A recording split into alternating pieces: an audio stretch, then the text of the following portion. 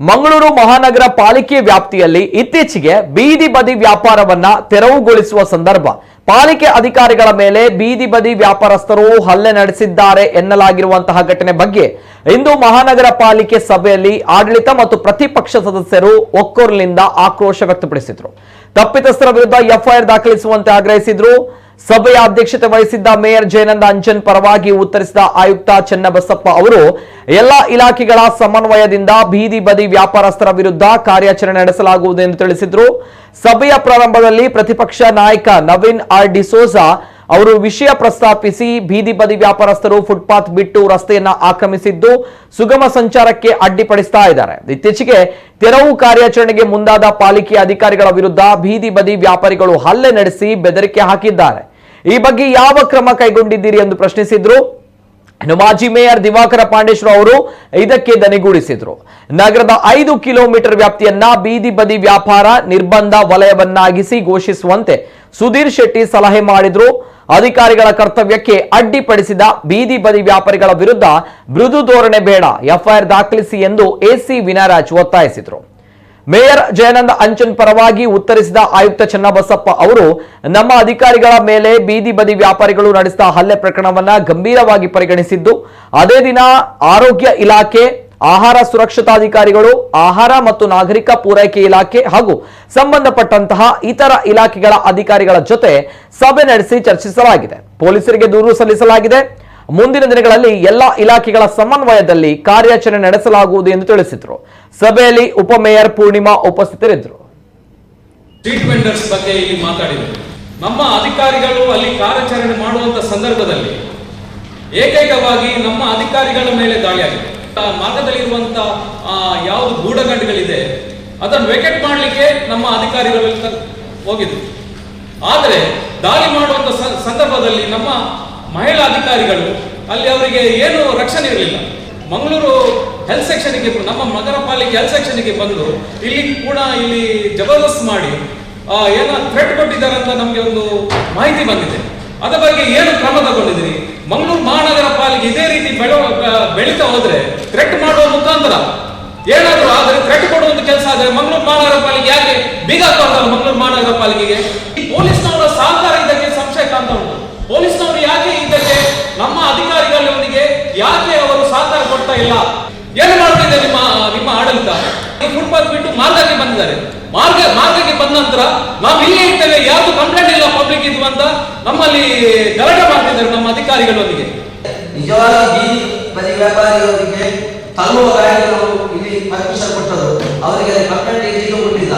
ಅದೇ ರೀತಿ ಈಗ ಹೇಳಿದಾಗೆ ಫುಟ್ಪಾತಿನಲ್ಲಿ ಈಗ ನಮಗೆ ಎಷ್ಟೋ ಜನ ರೋಡ್ ಅಗಲೀಕರಣಕ್ಕೆ ಜಾಗ ಕೊಟ್ಟಿದ್ದಾರೆ. ಅಂತ ಸ್ಥಳದಲ್ಲಿ ಈಗ ಅಂಗಡಿ ಹಾಕಿದ್ದಾರೆ. ಆ ಮನೆಯವರನ್ನು ಕೇಳ್ತಾ ಇದ್ದಾರೆ, ನಾವು ದುಡ್ಡು ಕೊಟ್ಟದ್ದು ಅಂಗಡಿ ಹಾಕಿದ್ದಾರೆ ಅಂತ. ಅದಕ್ಕಾಗಿ ಅವರಿಗೆ ಸೂಕ್ತ ಕ್ರಮ ತೆಗೆದುಕೊಳ್ಬೇಕು. ನಾವು ಕಡ್ಡಾಯವಾಗಿ ಈ ಒಂದು ಏನು ಬೀದಿ ಬದಿ ವ್ಯಾಪಾರವನ್ನು ನಾವು ಅಲ್ಲಿ ಏನಾದರೂ ನಮ್ಮ ಕಾನೂನು ರೀತಿಯಾಗಿ ಅದಕ್ಕೆ ಪ್ರದೇಶವನ್ನು ಏನು ಬೀದಿ ಬದಿ ವ್ಯಾಪಾರಕ್ಕೆ ನಿರ್ಬಂಧಿತ ಪ್ರದೇಶ ಎಂಬುದಾಗಿ ಏನಾದರೂ ಘೋಷಣೆ ಮಾಡಿದರೆ ಆಗ ನಮ್ಮ ಸಿಟಿ ಭಾಗದಲ್ಲಿ ಈ ಒಂದು ಸಮಸ್ಯೆಯಿಂದ ಖಂಡಿತವಾಗಿ ಕೂಡ ಜನರಿಗೆ ಮುಕ್ತಿ ಸಿಗ್ತದೆ. ವ್ಯಾಪಾರ ಮಾಡುವುದರಲ್ಲಿ ಎಲ್ಲಿ ನಾವು ರೋಡ್ ವೈರಿಂಗ್ ಮಾಡಿದ್ದೇವೆ ಅಲ್ಲಿ ಮಾಡ್ತಾ ಇದ್ದಾರೆ. ಮಾಡಲಿಕ್ಕೆ ಯಾರು ಲೈಸೆನ್ಸ್ ಕೊಟ್ಟಿದ್ದಾರೆ ಅಂತ ಕೇಳಿದ್ರೆ ಫುಡ್ ಅಂಡ್ ಸೇಫ್ಟಿ ಅವರು ನಮಗೆ ಲೈಸೆನ್ಸ್ ಕೊಟ್ಟಿದ್ದಾರೆ ಅಂತ ಹೇಳ್ತಾರೆ. ಇನ್ನೊಂದು ಕಡೆ ಹೇಳ್ತಾರೆ ಬಡತನ ನಿರ್ಮೂಲನಾ ಕೇಂದ್ರದಿಂದ ಮಹಾನಗರ ಪಾಲಿಕೆಯಿಂದ ನಮಗೆ ಬೀದಿ ಬದಿ ವ್ಯಾಪಾರ ಅಂತ ಹೇಳಿ ನಮಗೆ ಕಾರ್ಡ್ ಇಶ್ಯೂ ಮಾಡಿದ್ದಾರೆ ಅಂತ ಹೇಳ್ತಾರೆ. ಈ ಬಡತನ ನಿರ್ಮೂಲನದವರಿಗೆ ಈ ಕಾರ್ಡ್ ಇಶ್ಯೂ ಮಾಡಲಿಕ್ಕೆ ಅಧಿಕಾರ ಕೊಟ್ಟಿದ್ದು ಯಾರು? ನಿಮ್ಮ ಗಮನಕ್ಕೆ ಬಂದಿಲ್ಲ ಅಥವಾ ಕಮಿಷನರ್ ಗಮನಕ್ಕೆ ಬಂದಿಲ್ಲ?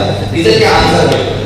ನಮ್ಮ ಅಧಿಕಾರಿಗಳು ಬಂದ ಹೋದಂತಹ ಒಂದು ಸಂದರ್ಭದಲ್ಲಿ ಅವರ ಮೇಲೆ ಹಲ್ಲೆ ಮಾಡುವಂತಹ ಒಂದು ವಿಚಾರ, ಪೊಲೀಸ್ ಡಿಪಾರ್ಟ್ಮೆಂಟ್ ಟ್ರಾಫಿಕ್ ಮಾಡಿದ್ದಾರೆ, free flow of the traffic and pedestrian ಇವರಿಗೆ ಪ್ರಾಬ್ಲಮ್ ಬರುವಾಗ ಟ್ರಾಫಿಕ್ ಪೊಲೀಸರಿಗೆ ಕೂಡ ಅವರನ್ನ ತೆರವುಗೊಳಿಸುವಂತಹ ಒಂದು ಅಧಿಕಾರ ಅವರಿಗೂ ಕೂಡ ಇದೆ. ಮಂಗಳೂರು ಮಹಾನಗರ ಪಾಲಿಕೆಯ ಕಚೇರಿಗೆ ಒಳಗಡೆ ಆಗಿದೆ, ಯಾವ ರೀತಿಯ ಕ್ರಮ ವಹಿಸಿದ್ದೀರಿ? ಅವರ ಮೇಲೆ ಏನು ಅವರ ಕರ್ತವ್ಯಕ್ಕೆ ಅಡ್ಡಿಪಡಿಸಿದ ಬಗ್ಗೆ ಏನಾದರೂ ನೀವು ಎಫ್ಐಆರ್ ಮಾಡಿದ್ರಾ? ಏನು ಪಬ್ಲಿಕ್ ನ್ಯೂಸೆನ್ಸ್ ಅಲ್ಲಿ ಕ್ರಿಯೇಟ್ ಮಾಡ್ತಾ ಇದ್ದಾರೆ ರಸ್ತೆಯಲ್ಲಿ, ಅದಕ್ಕೆ ನೀವು ಎಫ್ಐಆರ್ ರಿಜಿಸ್ಟರ್ ಮಾಡಿದ್ದೀರಾ? ಎಲ್ಲೋ ಒಂದು ಕಡೆ ಬೀದಿ ಬದಿ ವ್ಯಾಪಾರಸ್ಥರನ್ನ ನೀವು ಮಟ್ಟ ಹಾಕಬೇಕಾದ್ರೆ ಅವರ ವಿರುದ್ಧ ಇಂಥ ಒಂದು ಕ್ರಿಮಿನಲ್ ಪ್ರಕರಣಗಳಲ್ಲಿ ಅವರ ವಿರುದ್ಧ ನೀವು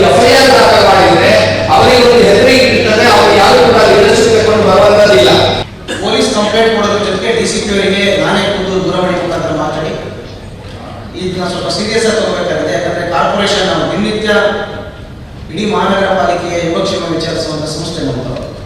ನಮ್ಮ ಸಿಬ್ಬಂದಿಗಳ ಮೇಲೆ ಈ ಥರ ಏನಾದರೂ ಅಕ್ರಮಗಳು ನಡೆದಾಗ ನಾವು ಅದಕ್ಕೆ ರಿಯಾಕ್ಷನ್ ತೋರಿಸಿಲ್ಲ ಅಥವಾ ಕ್ರಮ ಕೈಗೊಂಡಿಲ್ಲ ಅಂದರೆ ನಾಳೆ ನಮ್ಮ ಬೇರೆ ಬೇರೆ ರೀತಿಯ ತೀರ್ಪುಗಳು ಪಡಿತೇವೆ. ಅದರಿಂದ ತಾವು ಇದನ್ನ ಗಂಭೀರವಾಗಿ ಪರಿಗಣಿಸಬೇಕು ಅಂತ ಅವರಿಗೆ ರಿಕ್ವೆಸ್ಟ್ ಮಾಡಿದ್ದೀನಿ. ಅದರ ಜೊತೆಗೆ ನಾನು ತಕ್ಷಣ ಅಡಿಷನಲ್ ಡೆಪ್ಟಿ ಕಮಿಷನರಿಗೆ ಮಾತಾಡಿ ಅಲ್ಲಿ DD ಫುಡ್ ಅವ್ರನ್ನ ಕಳಿಸಿ ಕಮರ್ಷಿಯಲ್ ಸಿಲಿಂಡರ್ಸ್ ಏನಾದ್ರು ಉಪಯೋಗಿಸ್ತಾ ಇದ್ರೆ ತಾವು ಅದನ್ನ LPG ಕಂಟ್ರೋಲ್ ಆ್ಯಕ್ಟ್ ಕ್ರಮ ವಹಿಸಬೇಕು. ಜೊತೆಗೆ ಫುಡ್ ಸೇಫ್ಟಿ ಆಫೀಸರ್ ಅಲ್ಲಿ ಯಾವ್ದಾದ್ರು ಬೇರೆ ಸ್ಪೂರಿಯಸ್ ಫುಡ್ ಪ್ರಿಪೇರ್ ಮಾಡ್ತಾ ಇದ್ರೆ ನೀವು ಅದನ್ನು ಕೂಡ ಕ್ರಮ ವಹಿಸಬೇಕಂತ ಫುಡ್ ಸೇಫ್ಟಿ ಆಫೀಸರ್ ಹೇಳಿದೆ. ಫುಡ್ ಸೇಫ್ಟಿ ಆಫೀಸರ್ ಅವತ್ತೇ ಹೋಗಿ ಸ್ಯಾಂಪಲ್ಸ್ ಅನ್ನ ಕಲೆಕ್ಟ್ ಮಾಡಿದ್ದಾರೆ. ತಾವು ಹೇಳಿರುವಂಥ ವಿಚಾರಗಳನ್ನ ಗಂಭೀರವಾಗಿ ಪರಿಗಣನೆ ಮಾಡಿ ನಂತರ ದಿನಗಳಲ್ಲಿ ಒಂದು ಸಮನ್ವಯ ಈ ತರ ಎಲ್ಲ ಇಲಾಖೆಗಳ ಜೊತೆಗೆ ಜಂಟಿಯಾಗಿ ನಾವು ಆಪರೇಷನ್ಸ್ ಮಾಡಿ ಈ ಬೀದಿ ಬದಿ ವ್ಯಾಪಾರ ಎಸ್ಪೆಷಲಿ ಆಹಾರ ಸಾಮಗ್ರಿಗಳನ್ನ ಯಾರು ಮಾರಾಟ ಮಾಡ್ತಿದ್ದಾರೆ ಇಂಥದನ್ನ ತಡೆ ಮಾಡೋಕ್ಕೆ ನಾವು ಪ್ರಯತ್ನ ಪಡ್ತೀವಿ ಸರ್. FIR ಆಗಿದೆ ಸರ್ ಕಂಪ್ಲೇಂಟ್ ಮಾಡಿದ್ವಿ. FIR ವಿಷಯ